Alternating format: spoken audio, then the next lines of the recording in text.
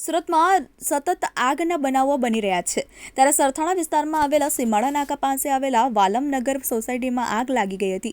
વાલમનગર સોસાયટીના મકાનમાં ત્રીજા માળે પતરાનો શેડ બનાવવામાં આવેલો હતો, જેમાં કેમિકલનો જથ્થો રાખવામાં આવ્યો હતો। ગોડાઉન તરીકે ઉપયોગ થતો હોવાથી કેમિકલમાં આગ લાગી ગઈ હતી, જેમાં એક વ્યક્તિનું મોત નીપજ્યું હતું।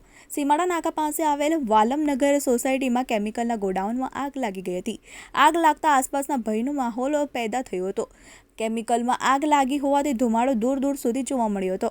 સ્થાનિકોએ ફાયર બ્રિગેડને જાણ કરતા કાફલો ઘટના સ્થળે દોડી આવ્યો હતો, જેમણે પાણીનો મારો ચલાવી આગ પર કાબુ મેળવ્યો હતો। ફાયર બ્રિગેડના અધિકારીએ કહ્યું હતું કે કોલ મળતા ફાયર કાફલો ઘટના સ્થળે દોડી આવ્યો હતો। 5 લોકો ફસાયા હતા, જેને બહાર કાઢવામાં આવ્યા હતા। એક મૃતદેહ પણ મળી આવ્યો છે। સમગ્ર પતરાનો શેડ ગેરકાયદેસર રીતે ઊભો કરવામાં આવ્યો હતો, તેમાં કેમિકલનો જથ્થો હોવાથી આગ લાગી ગઈ હતી। હાલ સમગ્ર ઘટનાને લઈ વધુ તપાસ હાથ ધરવામાં આવી છે। ये ग्राउंड प्लस 2 माले का मकान है और इलीगल शेड बना रखा है ऊपर, और शेड में केमिकल स्टोरेज के ड्रम रखे हुए हैं काफ़ी।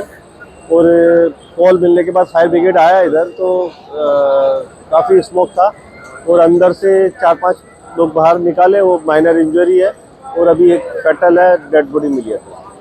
सर कितने लोग को गंभीर ईजा हुई है?